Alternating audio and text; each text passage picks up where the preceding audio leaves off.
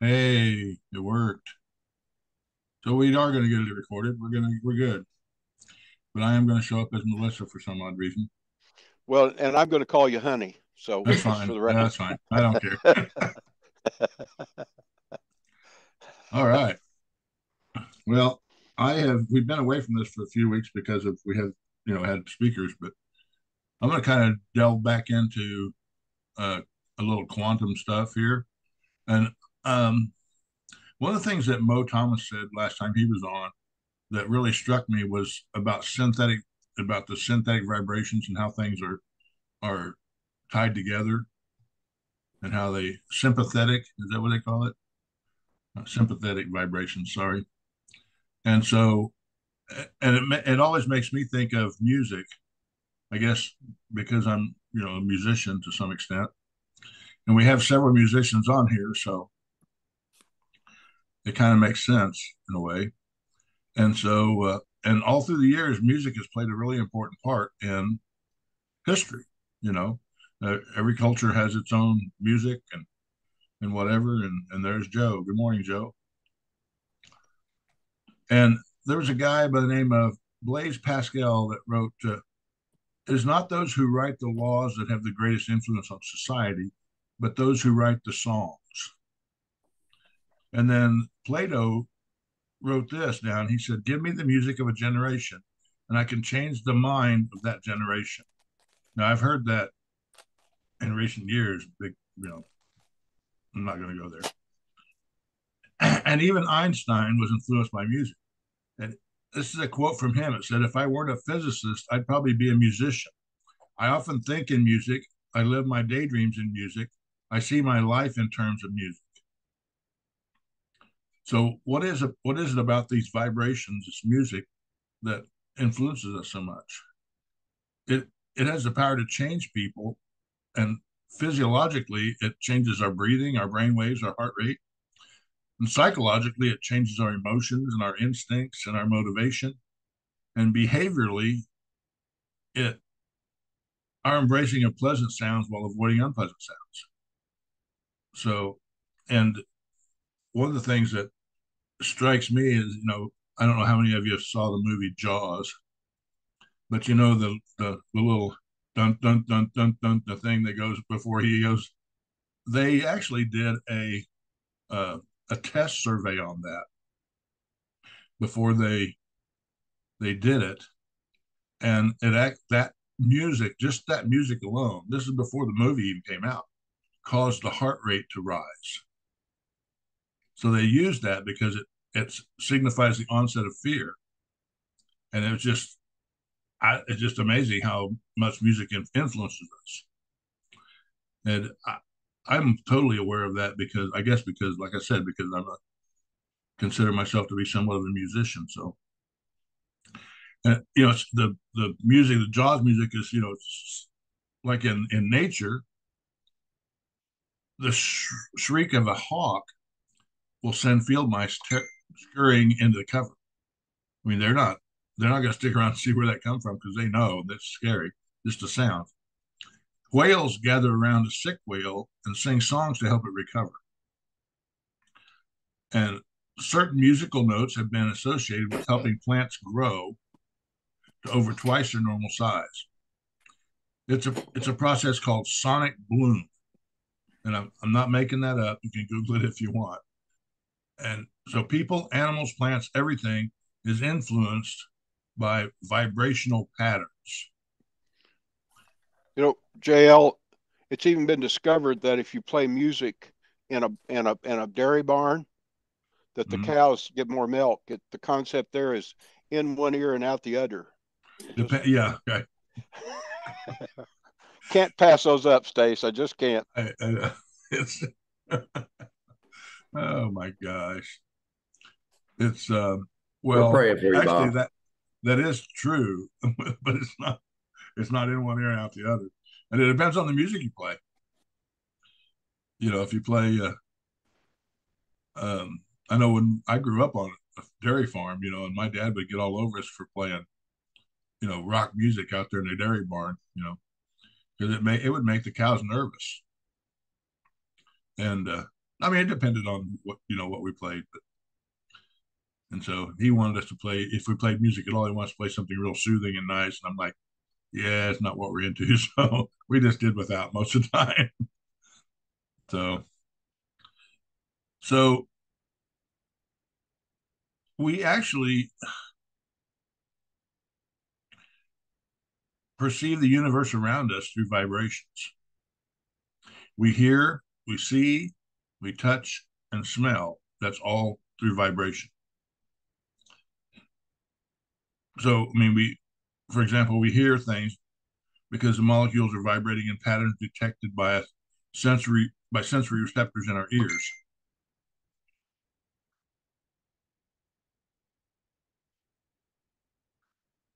So, just got a message from Carolyn. So basically, the Jaws music signified that there's a great white shark charging your small leaky boat. So, yeah, yes, it was a crazy movie. Ironically, what was funny was we went to when we saw the movie. We were my first wife and I. She was from Massachusetts, and so the day that we saw Jaws, and the next day we went to the ocean. She wouldn't put her feet in the water, and she came from there. It didn't bother me much. So let me see. If you tap a wine glass, a particular tone will chime, and no two are going to be the same because because of the complexity of glass. That tone is going to be different for every glass. Now it may be very close, but it's never going to be exactly the same frequency.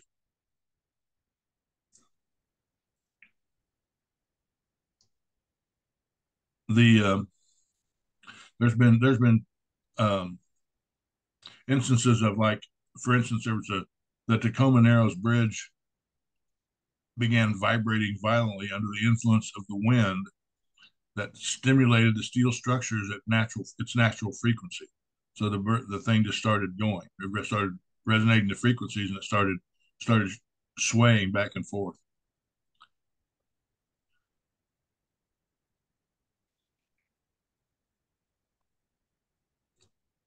Trying to follow some of my notes and some I'm not.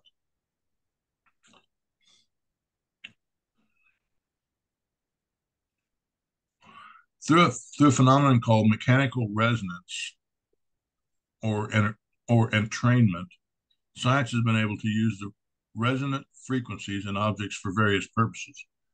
Mechanical resonance occurs when a matching frequency comes into entrainment with an object's resonant frequency. If we take a wine glass and tap it with a spoon, it'll make a particular sound, but that is its resonant frequency. But if we were to sing at the glass at the same frequency, we would come into entrainment with the glass. So it's similar to, and this is, uh, it's similar to when we, like, if I pluck a string on one of my guitars here, before you know it, I may not even be able to hear it because it may not be that loud, but every one of the guitars in here is going to be will be resonating the same string will be resonating that sound. And the sound, actually, it's interesting because, um, like the guitar, for instance, when you first pluck the string, the wave is really long because you bent the string, and the wave is really long. And the longer it resonates, the shorter that wave becomes. So it becomes almost like an echo at the end. And you can actually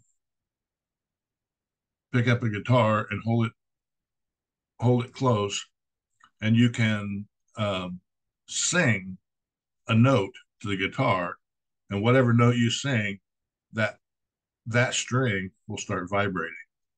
And if you stop singing and listen really close, you can hear it. It'd be really faint, but you can hear it. The note you sang coming off the string. So, I mean, it's pretty interesting. So, and what I'm saying all this to say that I totally believe that the words that we speak have an amazing amount of weight in this world because it's a vibration, and it being negative or positive, that that's how it plays out.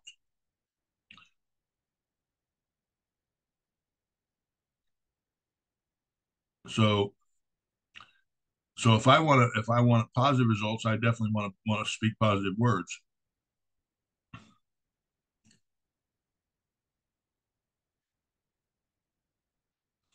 Hmm.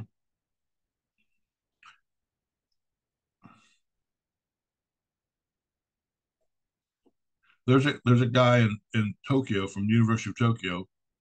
Uh, I can't pronounce his name. It's Japanese, obviously. He's had a number of experience suspending moving objects such as water droplets, screws, and nuts. By adjusting the combination of sound waves, he was able to move the objects up and down, left and right, without any physical contact. Cymatics is what this is called. Cymatics research will continue to play an important role in discovering how atoms move and are attracted to each other through the influence of sound frequencies. Um, so the sound, the frequency that we emit ties with matter. I mean, sound and matter is the same. It ends up coexisting together, and and it also affects light. Light frequencies also play a major role in the formation of things.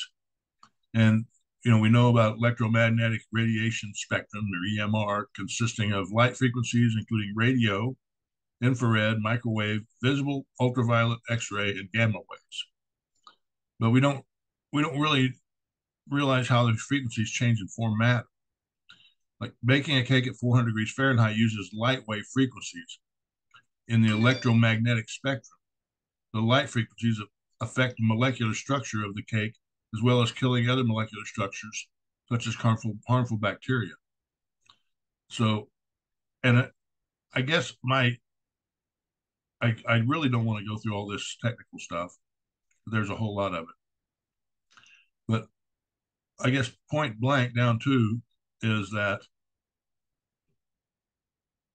God and Jesus and the Holy Spirit is the great physicist.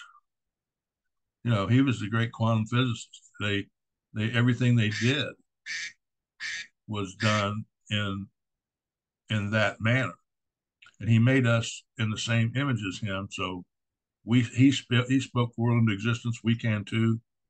In John chapter 8, verse 12, it says, "Then Jesus said, I am the light of the world.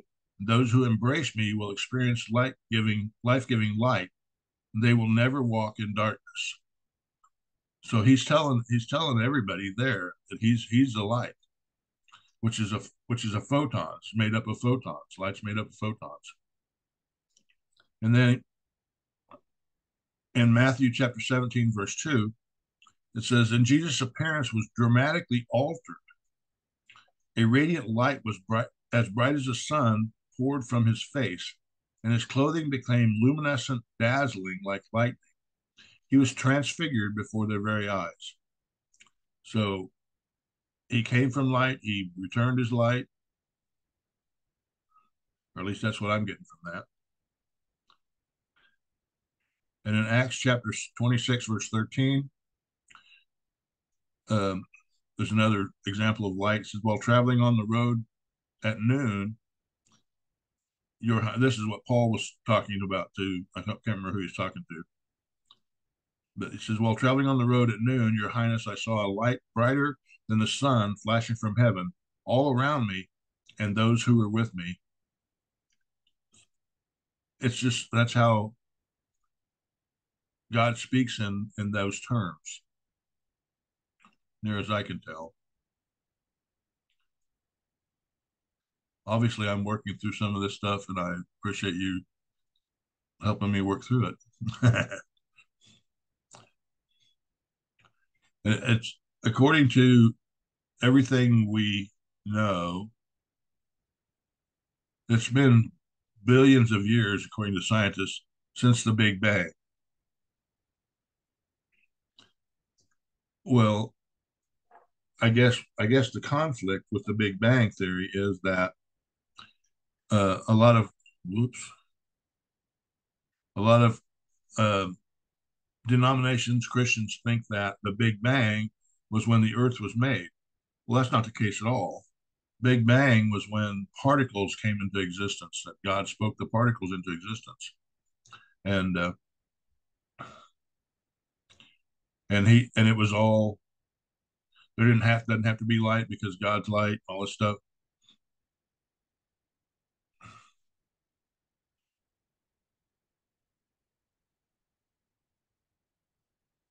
And I'm going to jump back to the guitar string.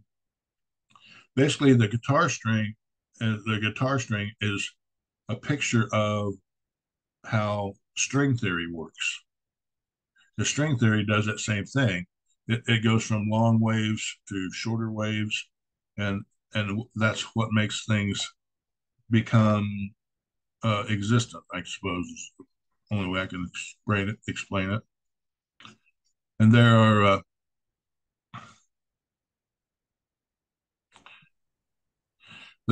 only there basically there's only 12 fundamental particles out of an infinite number of possibilities. And so to assume everything in the universe is random would be a mistake. However, now that you know that the string physicist states that there are only 12 defined frequencies for particles of matter, what do we do with that information? String theory offers the human race answers to the greatest and deepest questions about how the universe works. Just same way that Isaac Newton turned his attention of the world to science in the late 1600s, string physics has the potential to uncover as many or more mysteries of the universe as Newton's classical physics. Of course, exploring string theory is going to take decades, perhaps centuries. In its favor, though, mathematics supports string theory, and it's the only theory that successfully connects the four forces of the universe: electromagnetism, strong nuclear, weak nuclear, and gravity. So, at the very least, string theory forces us to expand beliefs beyond the falsehood that reality is only what we see, touch, hear, smell, and taste. Bob, what do you got? Well, it's interesting. The number 12 pops up. Mm-hmm. I mean, It is. Jesus got 12 guys, right? Now there were a lot Yeah. of other people around. In the upper room, there were 120. That's a multiple of 12. Uh-huh. Uh, there's reference to 144 in Revelation. That's a multiple of 12. So it's just interesting that that number pops up, and there's a lot of consistency throughout with 12. Now we think of the scale as eight notes, Mm-hmm. but the fact is when you start burying the variables in there, there's 12 in there, and Right. a common formation of a song is 12 bars. The 12 bar blues, for example, is very common. Right. So that's a very interesting number that you're popping up with there that ties to real everyday life, which is, by the way, where we got to take this, or this is all just academic, and that is how does it apply to the message that people can understand in an elevator Mm-hmm. speech. Right. Right. Stan, what do you got? Okay, this is all interesting to me. I needed to hear this, particularly the part about music. Um, I just recently finished watching this Netflix series, which I don't recommend. But anyhow, in it, one of the characters was a bomb technician.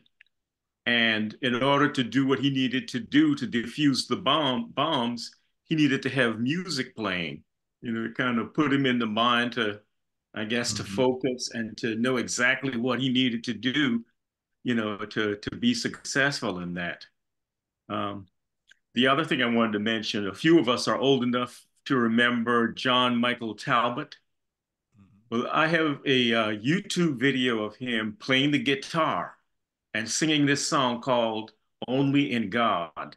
And let me tell you, it clearly demonstrates exactly what you are talking about. I'll send that to you. Should I send it on email and maybe you can put it in a link to everyone? Yeah, you can send it, or you can send it to The Grace Group the Grace Group, or email it messages? to Melissa. Either one. Okay. But yeah, it is so, like I said, that song in Yeah, that's particular, good. it kind of, I guess for lack of a better word, resonates with what you're saying. Amen. That's awesome. Bill, what do you got? It's good to see you today. Oh, it's been a while. I tell you, we've had some stuff going on, but anyway, everything that you're saying right there, and everything that you talked, as soon as I started listening to what you was explaining, it made me think of the Holy Spirit. Yeah. That is the Holy Spirit's ministry. Yeah. Is that each one of us, as we walk out there, we are a vibrant answer to what the Lord Jesus is telling to the world. And that vibrant answer is called love. I wonder how many people would sit down and listen to what we listen to today when Jesus was here, who would have an understanding of all the things that you just explained there. And yet, the disciples were standing on the corner and they went by and they said they could tell they had been with Jesus. And the reason they could tell that they had been with Jesus was because there was a resonance of love and peace and joy that is inside them as believers and are inside of each one of us as believers. Because when I sat there and listened to you talk about that, all I could think about was that is the Holy Spirit's ministry. Amen. We are to walk in love, and he is to hit that guitar string. He is to hit that thing that resonates with the people that are around us. And sometimes it's a different chord. Sometimes it's a completely different note that actually resonates in that. But I was glad to hear that, because it put, a lot of times we forget what the Holy Spirit does in our lives and how present he is. We almost take him for granted, or her for granted, in our lives, but yet he is the one that resonates to the world around us as we walk out here as ministers of reconciliation. So Amen. I thank you for that this morning. Amen. Thank you. Kind of to illustrate this, behind string theory, physicists often use musical instruments such as a French horn, a guitar, or a piano to demonstrate how vibrating strings of energy work. So the vibrating energy of a unique note illustrates how a unique string vibration forms a unique subatomic particle. And if you string enough of these together, you have a musical score. So everything we know is formed by the melodic intertwining of these instruments, a symphony of the universe. So if we think of ourselves like a song, but like any instrument, to produce a note, the instrument must somehow be played. In other words, if there's a piano note, there must be a pianist. And if there is a Hotel California, there must be the Eagles. It's just the way it is, right? Which leads us to the next question. How is the symphony of the universe being composed? Who holds the baton? Is it human consciousness or universal consciousness? Is it God or some sub being acting as an intelligent designer? A French horn sitting on the ground does not play on its own. A musician plays the notes. Likewise, different frequencies cause different particles to form. But the question remains, who or what causes the specific vibrations to occur? It's unlikely that string physicists intend the analogy of musical instruments to lead us to conclude that a cosmic conductor or intelligent life is involved, but that's exactly where these examples lead us. Musical instruments imply the existence of a player that plays the notes. I can't think of any other analogy that would be any closer to what we're talking about.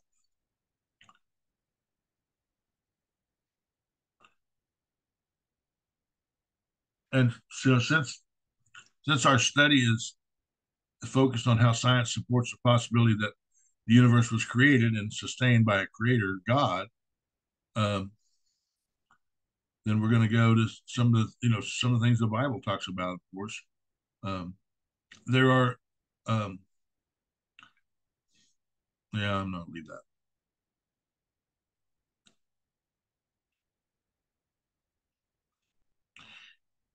In earlier references, we talked about the relationship of light frequencies to particle phenomena that occur in quantum world, such as omnipresence and transitioning from a non-local invisible realm into the localized visible realm, and how the God of light correlates to these phenomena. And here we're discussing God's relevance in the form of light frequencies and how these frequencies affect form and function. So all this stuff comes together to bond us together, like a molecule. A water molecule is written as H2O because it's made of two hydrogen atoms and one oxygen atom, forming a bond between the three atoms. And the term bond becomes confusing because we think it's the atoms that are bond together, but it's not like that at the atomic level. The water molecule is like a puzzle of two hydrogen pieces and one oxygen piece fitting together. If we try and pick up a puzzle from our kitchen table, it falls to pieces. It's light that bonds the atoms together so they don't fall apart. Light is required to hold all objects in place. So if it's light that holds everything together, then we're probably, we're obviously talking about God being light. In Ezekiel chapter 1, verse 28, it says this: as the appearance of the rainbow in the clouds on a rainy day, so was the appearance of the surrounding radiance. Such was the appearance of the likeness of the glory of the Lord. And when I saw it, I fell on my face and heard a voice speaking. So, and then I read a couple of these already.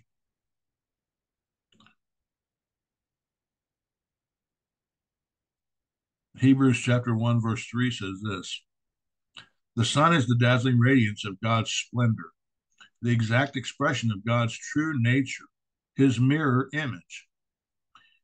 He holds the universe together and expands it by the mighty power of his spoken word. He accomplished for us the complete cleansing of sins, and that's not exactly a great translation, because he didn't complete the cleansing of our sins. He completed the removal of sin from the world. And then he took a seat on the highest throne in the right hand of the majestic one. And then in Revelation, this is a cool one here. I like this. Revelation chapter 21, 23.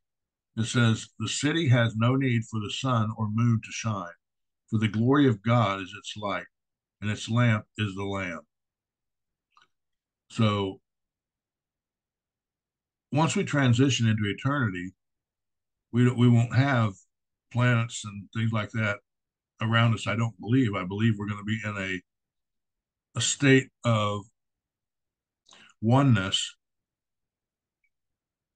with the Father, Son, and Spirit, which we are now. But we're going to be in an eternal state that way. If anybody has anything different on that'd be cool. I'd like to hear it.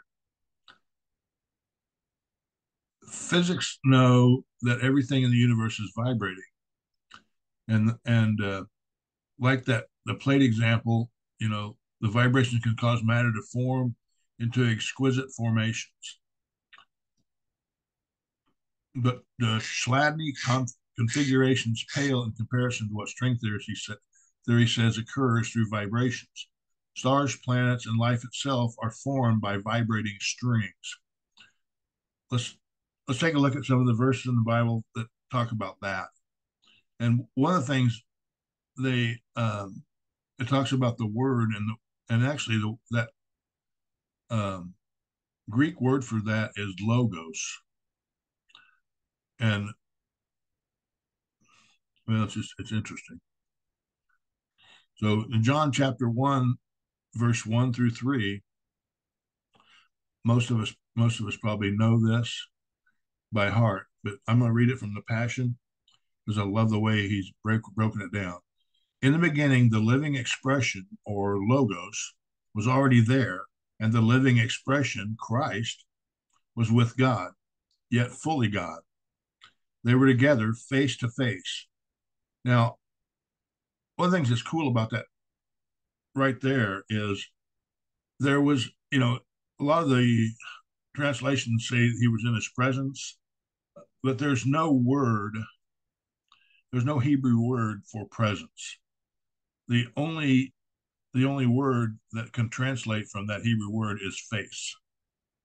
So when you see that he was in his presence, it's face to face.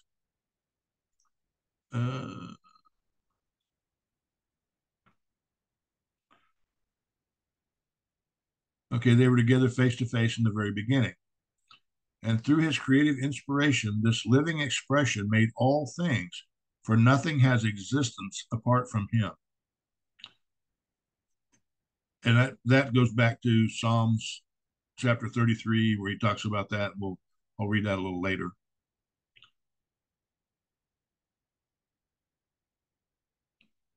And then in Isaiah, it says this, it says, so will my word be which goes forth from my mouth.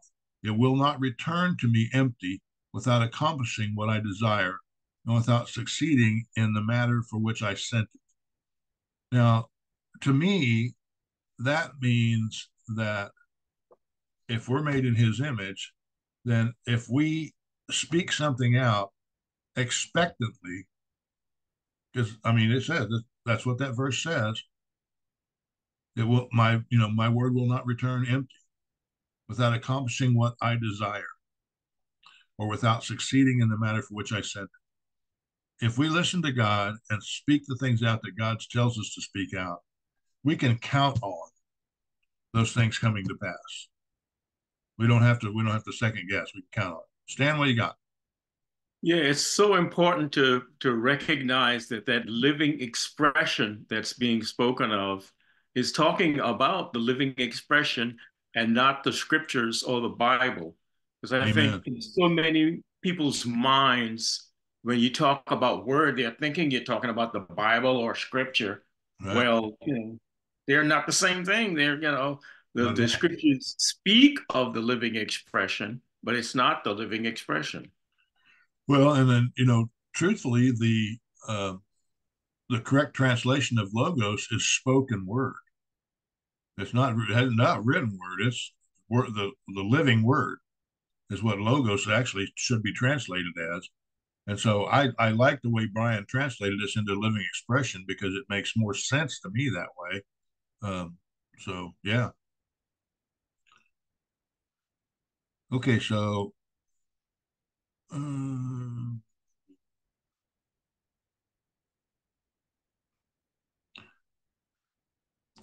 Psalm 29, 3 and 4 says this, the voice of the Lord echoes through the skies and seas. The glory God reigns as he thunders in the clouds. So powerful is his voice, so brilliant and bright, how majestic as he thunders over the great waters.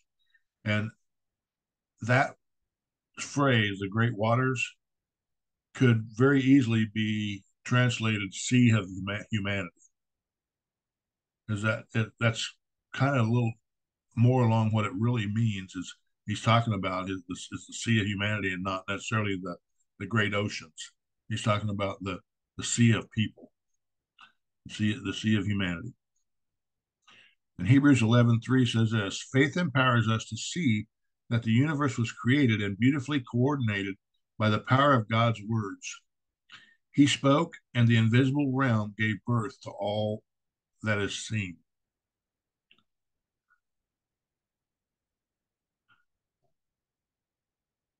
And then back, I'm going to go back to this Psalm 33.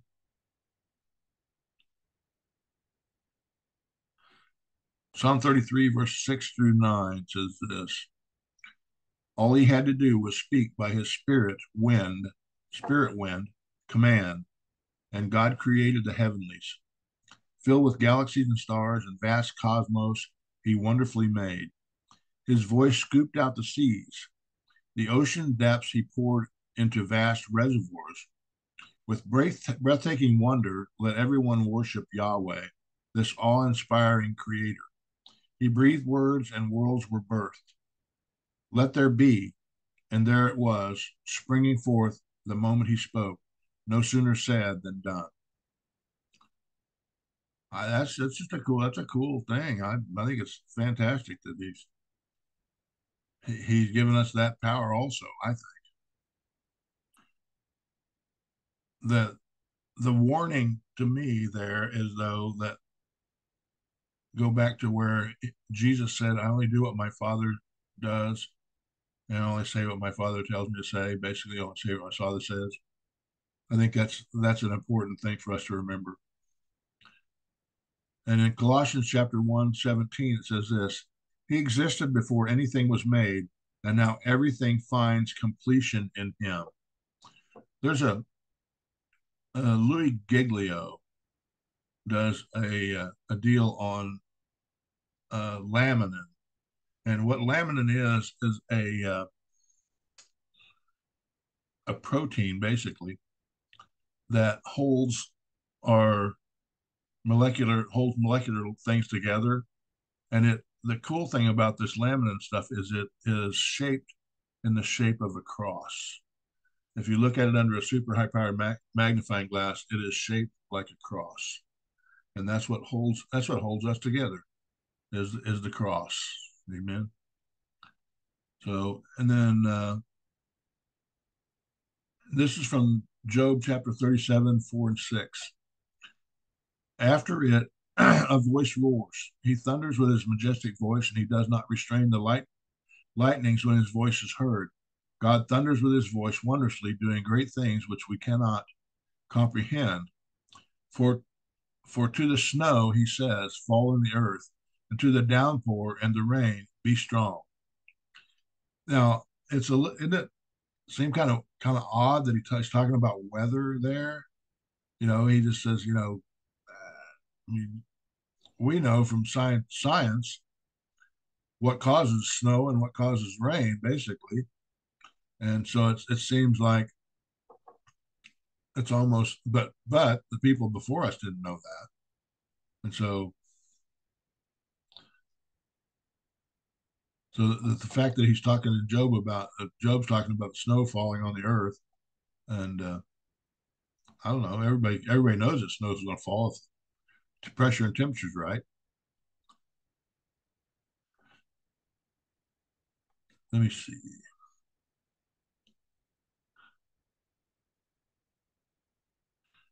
So, and basically, so from a classic physics perspective, that the water vapor and the hot and cold causing the rain and snow is a perfect explanation. However, we have to remember that there's three branches of physics that have a say in what happens when snow falls. In today's world, classic physics has only one perspective, and it's not inclusive to the other two realities of quantum and string physics. As modern people, we need a broader physics understanding of the world. Otherwise, we limit our awareness of the reality we inhabit.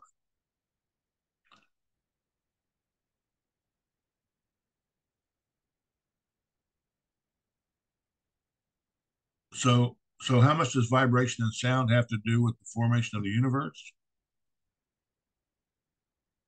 Here, this is a quote by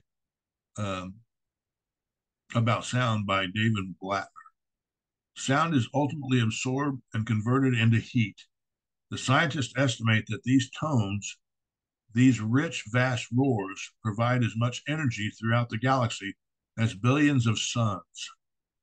It's as though the music of the spheres heating this interstellar gas helps create just the right conditions for new stars and galaxies to be born. Doesn't that seem like a scripture minus the reference to God? It does to me. So the Bible describes God as not only the initial creator, but the one who is active throughout time. His activity is through us.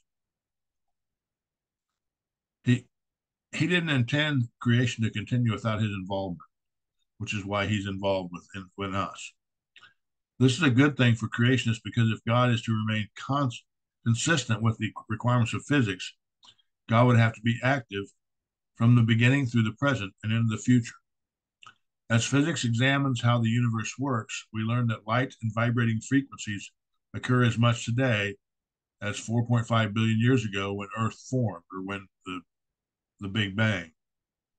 Significantly, God's constant involvement.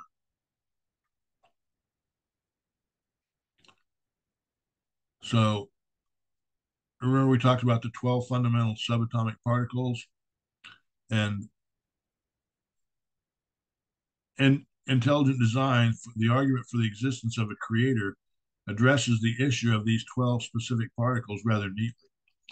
From the infinite possibilities of vibrations creating particles, only 12 fundamental particles of matter exist in our reality, not 1785, or not 3287, or not 29,865, whatever, just 12. God has the ability to choose the 12 frequency required to produce these fundamental particles of the universe. And I understand it's kind of a simplistic answer, but it's much better than saying it is so because God is big.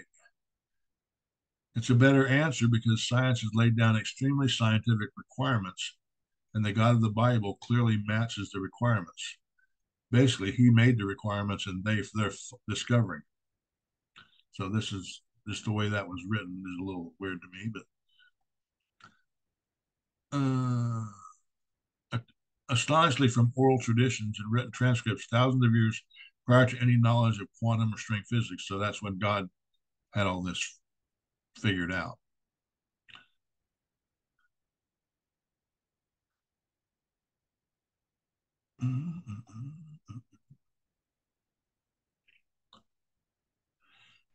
So apart from proving atheism is not a feasible idea, what we're talking about is not about debunking other theories or beliefs. It's about presenting scientific phenomena occurring in the universe and understanding how the God described in the Bible lines up with those phenomena through extraordinary parallels. We're demonstrating that science supports the possibility that God exists. In fact, science says the universe acts more like what is written in the Bible than what is written in a high school science book. And so far, we've discussed the vibrating strands of energy and in our four-dimension reality. Could more be happening around us that we can't see, touch, or hear? We already know from quantum physics that everything in the localized visible world transitions from an unseen, non-local realm. We're about to learn that science claims there are more dimensions than the four we experience on a day-to-day basis. So is that, what do we think? What do you think about that? Musicians, what do we think about that? God basically used sound to create the universe and then gave us that same ability. We are his creators. He gave us there's a level. Go ahead. there's a level of creativity that happens in writing a song that's just explosive, and Joe can sure tell you that. Mm-hmm. And the thing that fascinates me, and I'm not here to talk about my music. This is just my experience. But I wrote stuff 25 years ago when I was heavily enmeshed in the evangelical movement that absolutely works now. And I wasn't thinking this way at all. Right. But everything I wrote, it was like I couldn't not write it. I mean, it's like, it's not like you sit down to write a song. It's like if I can't get a pencil and a piece of paper, I'm going to explode. Yeah. And that comes out of you, uh, all different styles. I go back and listen to my lyrics and I think, wow, where did that come from? Because that's beyond me, you know. Uh, but we do change people's lives with songs. I see it all the Yeah. time. I had an interaction with a tech support person yesterday having to do with my recovery, and I just felt inspired to send her God knows. And I get this email back from her just saying, "You can imagine how much I needed to hear that today." Well, I don't know this woman, Right. but it's just there all the time, Yeah. and your discussion of sympathetic sound, isn't it interesting that we call a great orchestra a symphony? Yeah. I hadn't thought of that before, but yeah, this the music is best expressed scripturally, and a three-strand chord is not easily broken. Yeah. You know, you got a chord there, and it's powerful. Three chord song's a country song, you know.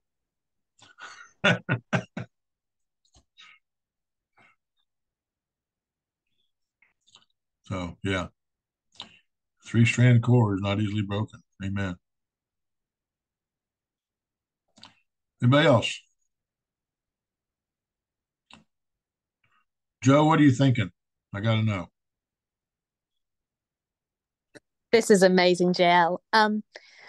I heard something this week, and I don't know if it's true, and I throw it out to all of you to see what you think. Someone said that music and the lyrics in music has a way of being able to kind of reprogram our mind more powerfully than just lyrics themselves. And I wonder whether, A, do you think that's true? And B, is it kind of William Paul Young's whole thing of like, he loves writing stories because he said it can get past our watchful dragons because we have these walls up, and I find that sometimes songs can get inside me easier than if someone said God loves you.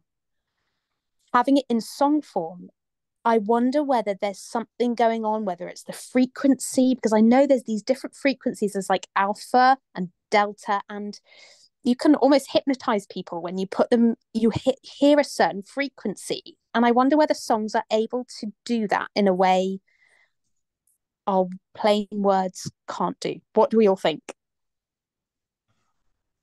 I yeah, people are so affected by, well, my opinion is people are so affected by the music that a lot of times they don't even hear what the lyrics are saying, and Yes. it allows for them to become, like you said, kind of brainwashed with what the lyrics are saying, rather than, Yes. and not even really Yes. realizing what they're hearing. Yeah. Yep. And I I don't like bashing things too much. Well, that's not true. I kind of do, but the some of the newer praise and worship, well, not even newer, but like the praise and worship songs that I used to play in church and stuff like that.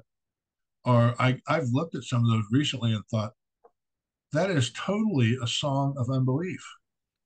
Yeah. Yep. Yep. It's not. I mean, basically, we're begging and pleading the Holy Spirit to come in us when He's already there. So basically, we're not believing that He's there. And after looking at some of these, actually, I had an opportunity this last week to go through a bunch of the music that we used to play at church, because we're getting rid of stuff, and Case and Kitsy and Jody are going through Paul's office and wanting to get rid of stuff, and I don't want to just throw everything out without at least looking at it, putting eyes on it. So I literally had a a, a trash bin. We have like a 95-gallon trash bin that we take out to the thing. We have one for trash and one for recycle. I had a recycle bin full, chock full of papers and books that were like, no, we don't need this. That were in Paul's office. Wow. Wow. And I still have a whole lot to go through. But yeah, just going through some of the songs was like, oh my gosh, I can't believe I ever thought this was good. Yeah. An awful lot of the Hillsong stuff we did and a lot of other traditional stuff we did, if you go back and look at it, it wasn't worshiping God. It was conjuring up a seance. Yeah, exactly. I mean, it was just well, and that's tired. one thing I want to say to you, Bob, about your music. If you wrote music 20 some years ago that's still appropriate today, that was obviously God leading that. Oh yeah. Because these absolutely. people that do this for a business and write this music and are praise and worship pastors or whatever they call themselves. I mean, I've been there, done that myself. They don't. They're just throwing stuff on a sheet and trying it out, and it's all emotional. Everything is high emotion and not high belief. Because emotion's what sells, and evidently, what the Joe and I have talked a lot, and I love the fact that I get to interact with obviously a songwriter that's going to be around for a long time and do a lot of things. Yeah. And one of the first things I told her is don't sell it, because that changes the equation. It does. And yeah, but yeah, what I wrote, and it was so varied. I remember sitting down one day and saying, God, what is this? And his answer was, it's my idea of picking. By the way, I love that answer. But all the different variety and all the different things that I go back, and I've said this before, I made notes about what I was thinking when I wrote the lyrics, and those notes are still valid. But there's all kinds of depth I hear in the lyrics right now that I absolutely, totally was not thinking at all. Right. So it wasn't me. It absolutely wasn't me. And you're right. These are songs that speak to people who are places on their journey that I didn't have any idea even neither the people nor the journey even existed when I wrote the songs. Mm-hmm. No idea at all. Naturally, maybe in my spirit somewhere, it was buried, but it was certainly not conscious at all. Yeah, I get it. I get it for sure. So, yeah. Well, I have enjoyed studying through this, although it's heavy stuff sometimes, So, JL, let me say this to Joe, young sister. You're writing things now that are going to say things to people 20 years, 30 years from now that you don't even know. Keep doing it. Wow, Bob, I needed to hear that. Thank you so much. I'm telling you, girl, you Amen. Beethoven and Bach had absolutely no idea that we'd be listening to them now. Yeah. That is so good. And man, Ed said it so well last week when the spirit presses, let the wine flow. And if you don't understand it clearly, don't sweat it. Just do it. Bob, I really needed to hear that. Thank you so much. Well, Joe, your music is very uplifting and encouraging to me. I appreciate it a lot. Wow, JL, and coming from you, that really means a lot. So, okay, anybody else got anything about even quantum something? Sympathetic vibration. It's been good this morning. I've enjoyed it. I hope you have. I've enjoyed the comments from everybody. And Bill, it's good to have you back. So it's good to have everybody on. Thank you. I'm trying to figure out who's Andy. It's me, Nancy Anderson. Oh, okay. That's a new name. I haven't seen that before. Well, I only have Zoom on 3 different devices, and I chose a different device today. Yeah. I see. All right, cool. Joe, what do you got? Oh, just something really sweet. Apparently, the frequency of a cat's purr